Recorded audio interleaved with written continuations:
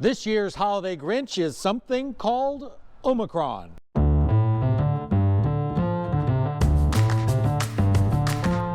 Dr. Janet Memark is head of Cobb and Douglas Public Health. She says Omicron is the fastest thing she's ever seen spread in a community. So how bad is it and what does it mean? Let's go to the expert. I think everybody can feel it right now. You're probably getting a lot of calls from folks and a lot of contact notifications. From last week to this week, we were in the 240s per 100,000 last week, and we're up to 348 cases per 100,000 this week. What goes with that, though, is also that positive percentage rate. So we are up to 9% positive of tests that are coming back. And if you want even worse news, we went from 3% maybe of tests that were coming back as Omicron last week. This week we're up to 95% in the Southeast United States. So Omicron took hold very, very quickly and probably was more present than we knew, and now is just truly widespread throughout the community. So transmission rates are very high, and positive percentage rates are on their way up as well. So that's positive percentage rates of testing? Yeah, so all the tests that are coming back, so 9% are coming back positive, and of the ones that are sent for genetic sequencing is 95% are coming back Omicron. How surprised are you that Omicron jumped that high that fast? I'm not surprised that it happened. I knew it was going to happen. I am surprised of the speed. I really did not expect within 1 week to go from what we thought was 3% to 95%. And so, but they are, kind of backfilling those numbers now. So it seems like a little slower increase, but this is definitely one of the fastest things I've ever seen happen.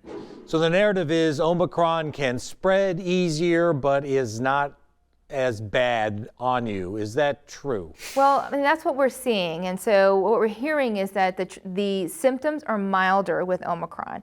Now, remember, we are in the first 2 weeks of it really hitting our community. We already had an increase in hospitalizations just from Delta alone, but they weren't as high as we had seen them previously. Now, remember, you guys remember the lagging indicators? So that's hospitalizations and then deaths. And so right now, what we're waiting on is, we're trying to keep this down as best we can, but then we'll see how many people get hospitalized from this. And my fear is that we have so many people infected as they're trying to fight this, that we'll have a surge in hospitalizations for the hospitals as well. And that's one of our greatest concerns.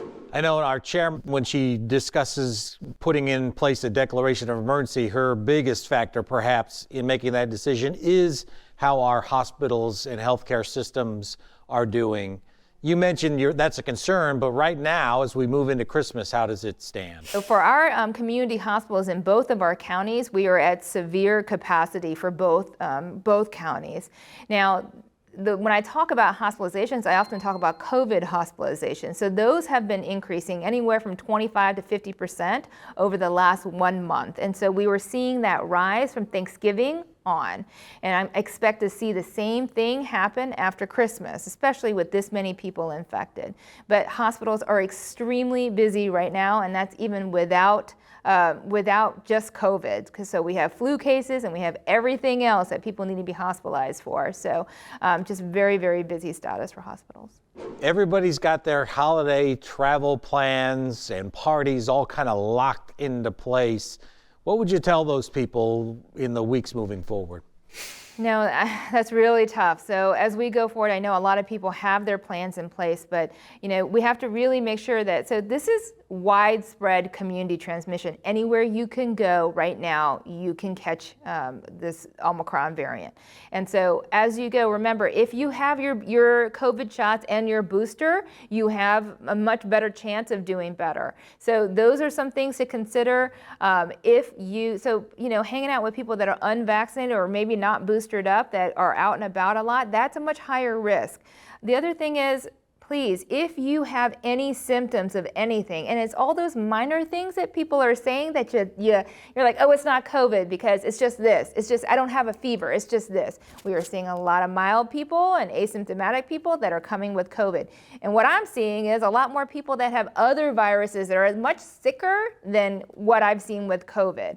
You don't want to be passing that along to people either, because that's going to cause everybody to get more COVID tests and possibly get sicker and have to be hospitalized. So remember, we have an active flu season, we have an active Omicron season, and we have an active viral season going on right now. So if you have any symptoms, please don't give it to other people, because there's way too much going on right now to get everybody infected with any of those things. So you mentioned the vaccinations and the boosters, and I've had several people say to me that, well, we've heard this doesn't work on Omicron, so I'm not going to get it. Yeah, so that's a great question. So what we're seeing though is that it's going to offer you some protection, right? So as your antibodies go down after the first two shots or your one shot of Johnson & Johnson, you can boost those up and boost your immunity up. And so we got to do whatever we can. We still, of the hospitalizations that we're seeing, the majority is still unvaccinated people that are in those hospitals. So even if you were to contract it, there's a chance that you're going to have, less chance of having a hard time. Maybe this is, minor, the symptoms are minor because there's so many people that are vaccinated. So that's what we hope for.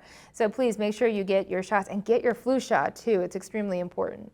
I've had a couple of friends call me saying, I've been exposed to somebody and I've got these plans ahead and I really want to get tested, but I can't find anybody with an available testing slot. And I told you earlier, I went by one of the testing sites on Roswell Road. The line was about a mile long. Yeah. How concerned are you about the availability of testing?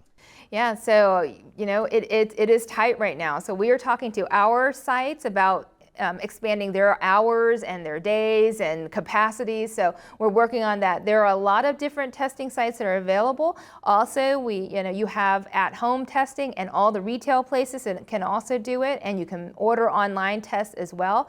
Look out for what's happening with the federal government. My understanding is there are a lot of tests that will be available for potentially ordering. So that's another possibility. But yeah, we are looking to increase some capacity. But if you have any symptoms and you cannot get a test, you need to stay home. Even if your test is negative and you've got symptoms, you don't want to be giving that to anybody else, not during this season. It just makes everything worse. So if you have any symptoms, you really need to stay home and not gather with other people during this time. You and I had talked about this many editions ago in these videos about the reliability of these at-home tests or quick tests. Is that still a problem? Are they getting better? Yeah, if you have symptoms, they're actually better, those tests. But listen, if you've got nothing else, you can use those tests. But I wouldn't put everything on them. So if you've got no symptoms and you just had a huge exposure and you're not vaccinated, I would be careful about just using just the at-home test. But if you have symptoms, they're better for if you actually have symptoms to diagnose whether you have COVID. And those tests can pick up on Omicron too. And so that's why we're seeing so many come back positive now. All right, here we go again. I'm going to get you to do what we always do every time on these videos. I've got travel plans locked in. Not talking about me personally, but anybody has travel plans locked in. They're going to go see relatives and maybe hopping on a plane. What should they be doing right now? Yeah. So before you travel, so if you have symptoms, I would put those plans off. That's one thing. If you are able to get a test, that's always a good idea to check yourself before you go. Get yourself boosted up. Please wear your mask wherever you go. If you go and look at that variant map on the CDC, it is just widespread everywhere. And so it is very easy to get this thing, and you don't want to give it to any of your family members. So those are the main things. Just try to avoid crowds. If you're going to stay with your family, you can try to stay tight-knit, but please try not to go out and about in crowds without masks. That's just a surefire way to get this.